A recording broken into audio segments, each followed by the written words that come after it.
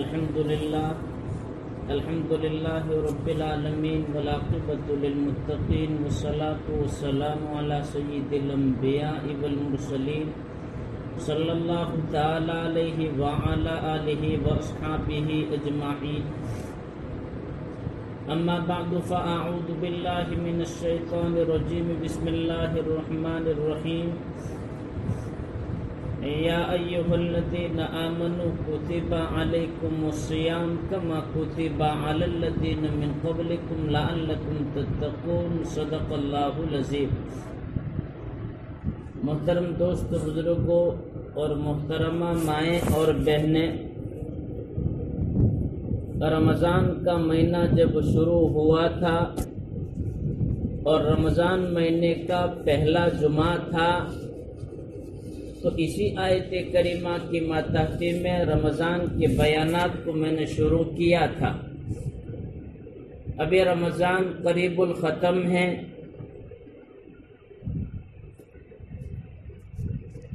آخری جمعہ گویا مبارک مہینے کا جمعۃ الوداع، یہ جدائی کا جمعہ ہے. تو رمضان مہینے کے شروع میں جس آیت کریمہ کا سہارا لیا تھا، مبارک مہینے کے ختم پر بھی اسی آیت کریمہ کا سہارا لیا. بہرحال ہم نے نماز جمعہ کو ادا کیا. یہ جدائی کا جمعہ ہے. آج کے جمعہ میں وہ تمام الوداعی کیفیات کو سامنے رکھ کر ہمیں سوچنا ہے کہ کتنے بڑے احترام کا مہینہ آیا تھا، جس مہینے میں صبح و شام کی دعائیں قبول ہوتی تھی. قرآن پاک کی تلاوت کا مہینہ ہے.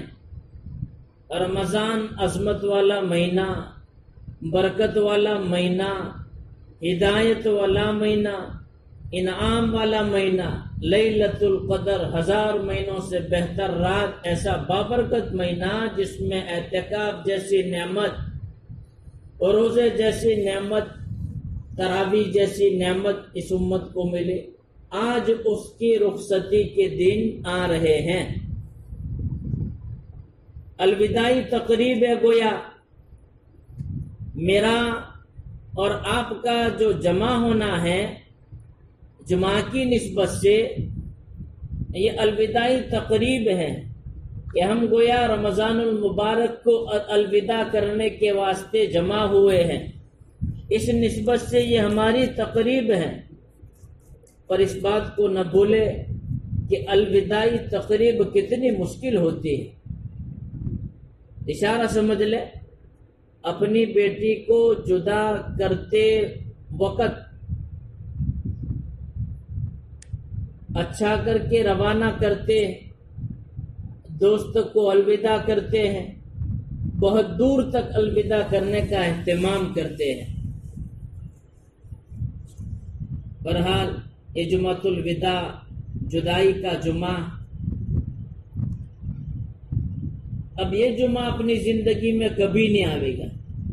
مبارک مہینے کا یہ جمعہ اپنی زندگی میں کبھی نہیں آئے گا.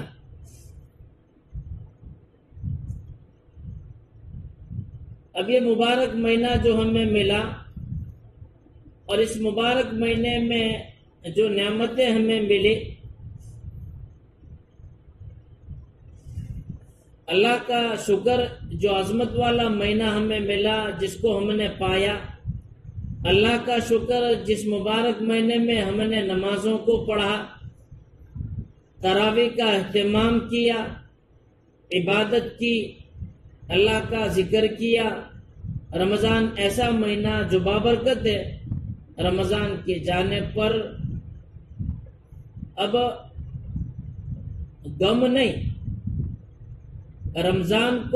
رمضان کے جانے پر خوشی نہیں، بلکہ رمضان کو پورا پارنے پر ہمیں خوشی ہونی چاہیے. رمضان کے جانے پر غم، رمضان کے جانے پر خوشی نہیں، بلکہ رمضان کو پورا پانے پر خوشی. اس لیے نبی پاک علیہ السلام نے فرمایا کہ هذا اليوم لأکل وشرب والاجتماع، کہ عید کا جو دن ہوتا ہے کھانے کا دن، پینے کا دن، اپنے گھر میں بیوی بچوں سے ملنے اور ان سے ہنسی خوشی کرنے کا دن، ان سے محبت کرنے اور باتیں کرنے کا دن۔ بہرحال رمضان مہینہ قریب الختم ہے۔ اب اس مبارک مہینے کو ہم نے اللہ کی عبادت اور اللہ کی اطاعت کے ساتھ جو گزارا ہے، اس کے انعام میں ہمیں جو دین ملنے والا ہے، جس کو عید کا دن کہا جاتا ہے، خوشی کا دن کہا جاتا ہے۔ غور کریں کہ رمضان المبارک کی جب آخری تاریخ آتی ہے، اس سے اگلے دن مسلمان عید پڑھتے ہیں۔ نبی پاک علیہ الصلوۃ والسلام جب مدینہ میں آئے تو بتایا گیا کہ یہاں پر 2 دن ہیں جن 2 دنوں میں لوگ خوشیاں مناتے ہیں، باقاعدہ گھوڑوں کی دوڑ کراتے ہیں وغیرہ وغیرہ، رسماً رواجاً۔ تو نبی پاک علیہ الصلوۃ والسلام نے فرمایا کہ یہ ان کی جاہلانہ رسم ہے، ہم ان کی طرح یہ 2 دن خوشیاں نہیں منائیں گے، بلکہ اللہ نے ہر قوم کے لیے خوشی کا دن متعین کیا ہے، نکی کیا ہے۔ وہ دن جب آئے گا تو ہم بھی خوشی منائیں گے، اور میرے لیے خوشی کا دن رمضان کی تکمیل کے بعد، یعنی رمضان مہینے کے ختم ہونے کے بعد عید والا دن ہے۔ پھر حضور نے فرمایا ان لکل یوم عیدا وہذا عیدنا، ان لکل یوم عیدا وہذا عیدنا، کہ ہر قوم کے لیے خوشی کا دن ہوتا ہے، میرے لیے خوشی کا دن عید کا دن ہے۔ بہرحال مبارک مہینے کے ختم پر یہ دن آئے گا، اپنی تمام ان خوشیوں کو لے کر آئے گا جن خوشیوں کو لے کر ہر سال آیا کرتا ہے، اور ہم خوشیاں ضرور منائیں گے، چونکہ خوشیوں کے منانے کا دن ہے۔ بہت بڑا انعام ہے یہ اللہ کا رمضان مہینے کے عوض اور بدلے میں۔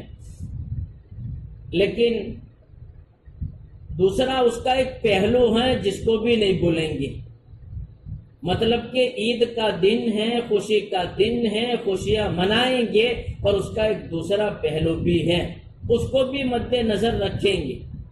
شیخ عبد القادر جیلانی رحمۃ اللہ علیہ نے اپنی کتاب بنیۃ الطالبین میں عجیب انداز میں لکھا، وہ لکھتے ہیں کہ عید کے دن دراصل، عید کا دن دراصل میدان محشر کا ایک نقشہ ہے۔ کس طرح؟ تو کہا کہ قیامت کے دن لوگ قبروں سے نکل کر میدان محشر کی طرف آئیں گے، قیامت کے دن لوگ قبروں سے نکل کر میدان محشر میں آئیں گے، جبکہ عید کے دن گھروں سے نکل کر مسجد کی طرف لوگ جاتے ہیں۔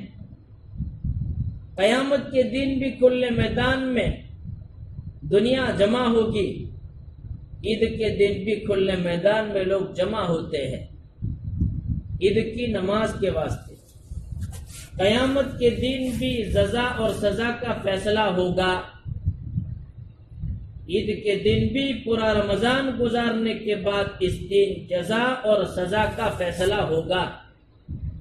قیامت کے دن اللہ تعالیٰ دنیا میں جنہوں نے بھلائی کے کام کرے، اس کی اطاعت والی زندگی گزاری، اس کے حکموں کو پورا کرتے ہوئے زندگی گزاری، ان کو اللہ تعالیٰ جزا دے گا، بدلہ دے گا، انعام دے گا۔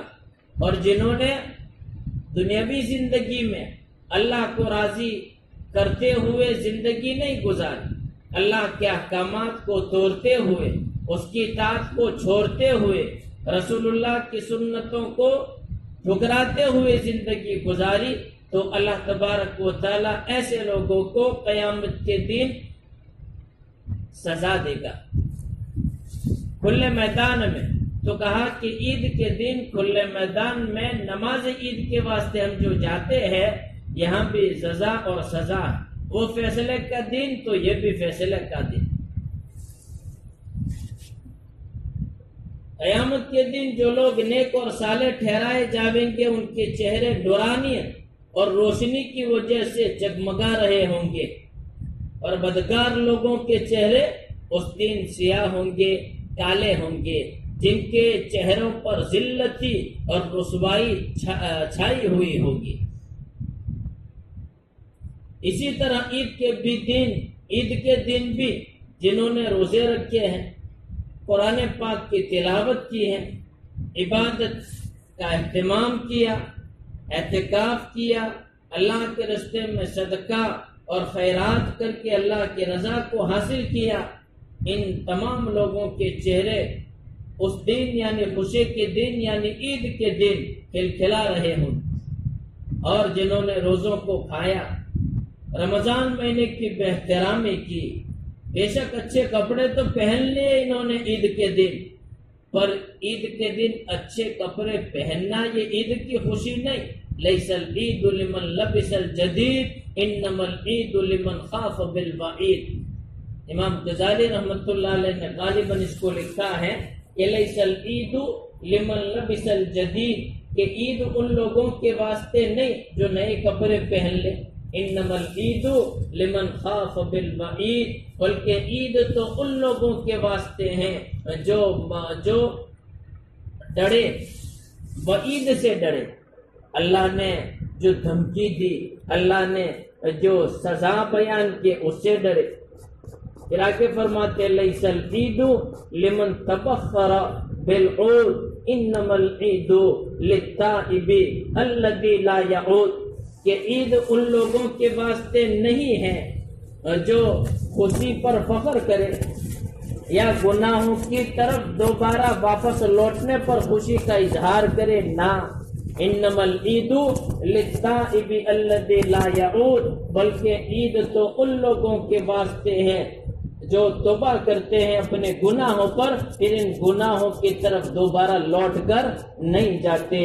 پھر فرمایا لیس العید لمن تزین بزینت الدنیا انما العید لمن تزود بزاد التقوی، کہ عید ان لوگوں کے واسطے نہیں جو دنیاوی زینت کو اختیار کرتے ہیں، بلکہ عید تو ان لوگوں کے واسطے ہیں جو تقوی کا سامان تیار رکھتے ہیں، جو تقوی کا سامان تیار کرتے ہیں۔ لیس العید لمن رکب المطایا، عید ان لوگوں کے واسطے نہیں جو سواریوں پر سوار ہو جاتے ہیں، انما العید لمن ترک الخطایا، بلکہ عید تو ان لوگوں کے واسطے ہیں جنہوں نے گناہوں کو چھوڑ دیا، جنہوں نے کرتوتوں کو چھوڑ دیا۔ پھر فرمایا لیس العید لمن بسط البساط انما العید لمن جاوز الصراط۔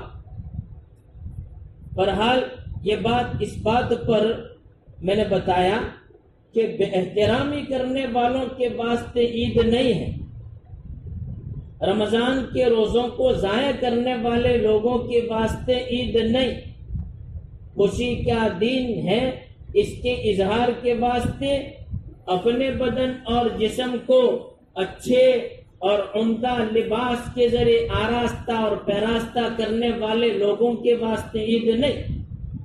بھلے وہ اچھے کپڑے عید کے دن پہن لے پر ان کے چہروں پر لعنت کی پھٹکار پڑ رہے ہوتے ہیں۔ تو قیامت کے دن میدان محشر لگے گا، اللہ کی عدالت ہوگی۔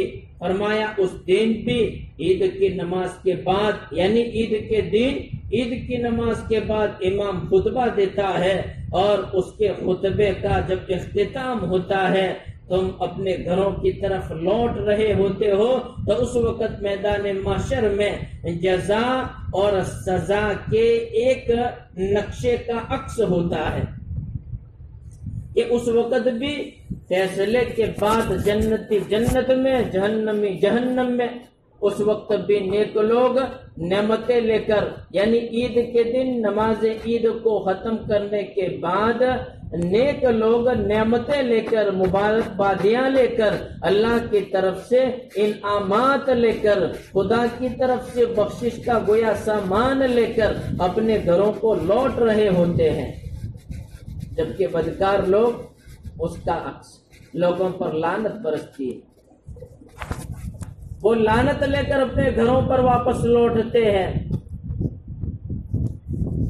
اپنے گھروں کو واپس ہوتے ہیں، جانا ہر ایک نے اپنی منزل پہ ہے، کوئی رحمت لے کر جاتا ہے تو کوئی لعنت لے کر جاتا ہے۔ بہرحال اللہ کرے کہ خوشی کے دن اللہ تعالی ہمیں تمام خوشیاں میسر فرماوے اور وہ ہم سے خوش ہو جاوے۔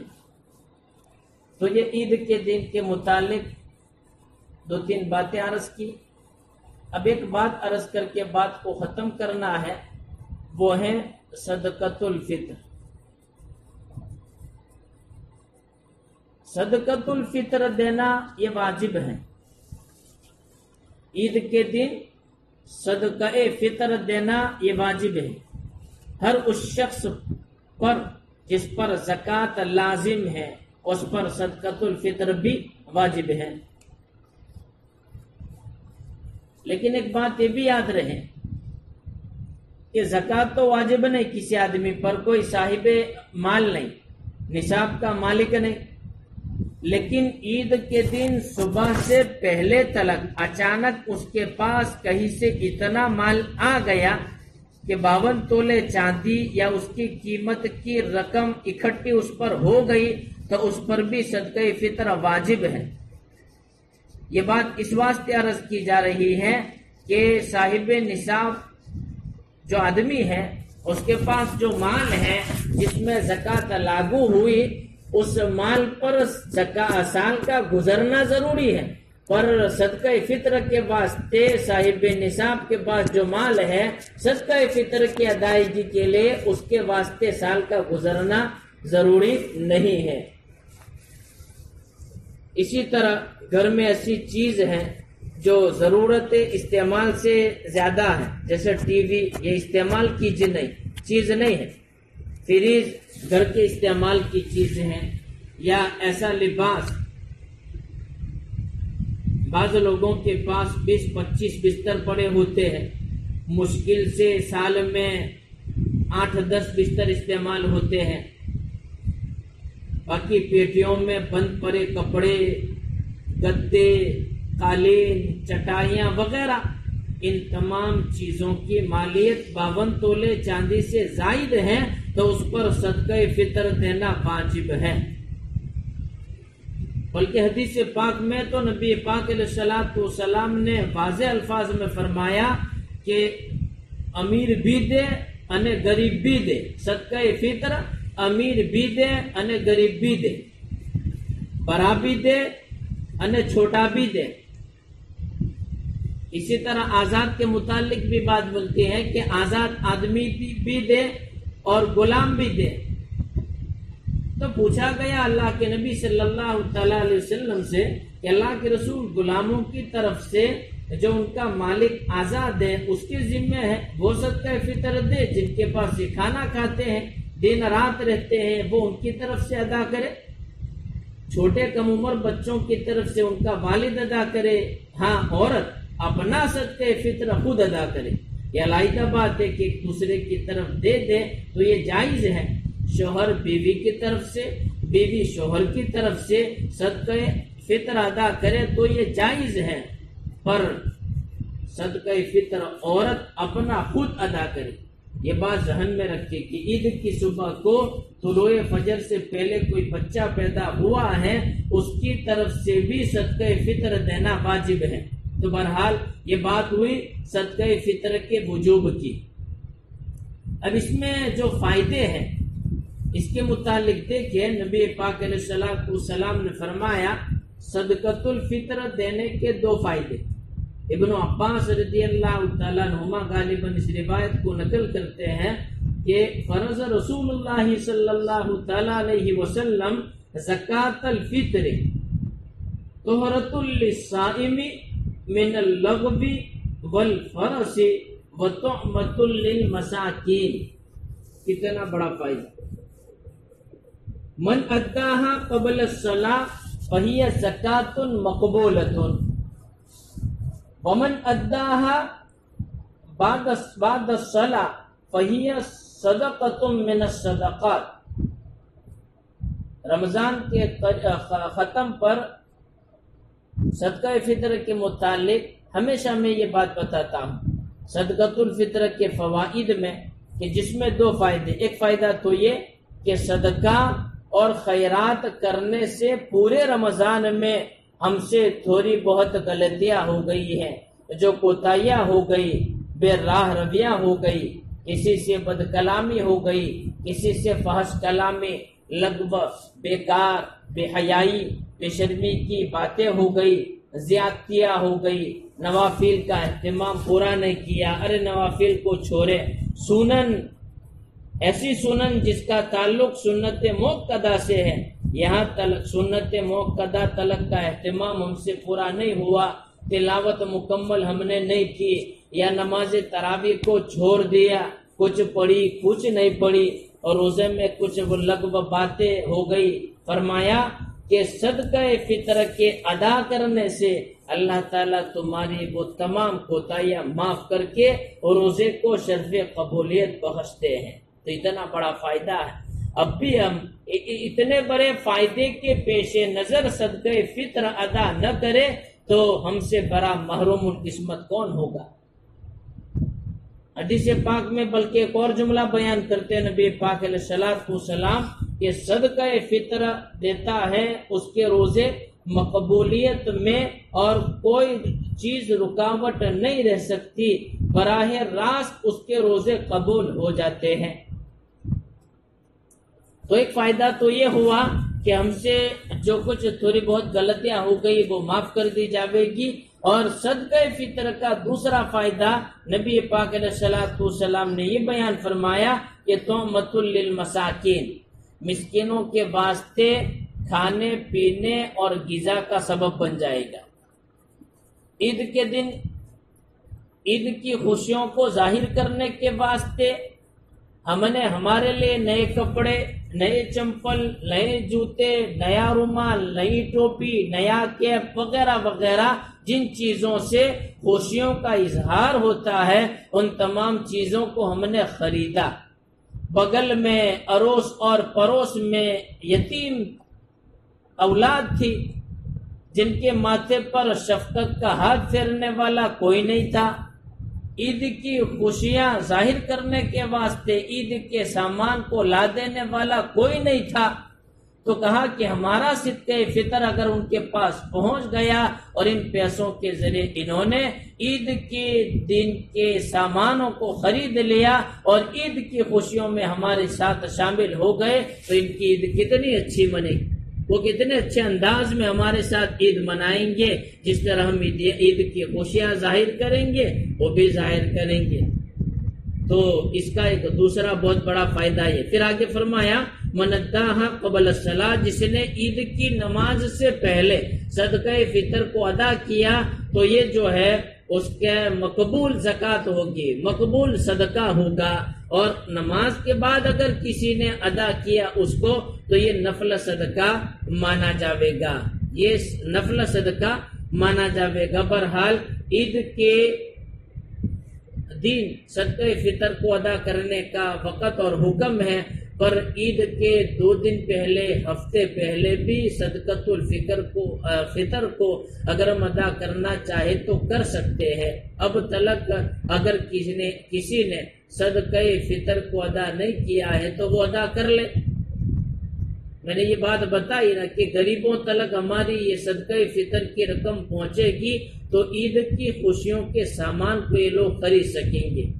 اس کے علاوہ چند باتیں باقی ہے، انشاءاللہ اس کو بعد میں بیان کریں گے۔ نماز عید اور خطبہ عید کے متعلق بھی چند باتیں کل یا پرسوں موقع کے مناسبت سے مختصر انداز میں بیان کر دیں گے۔ وآخر دعوانا الحمدللہ۔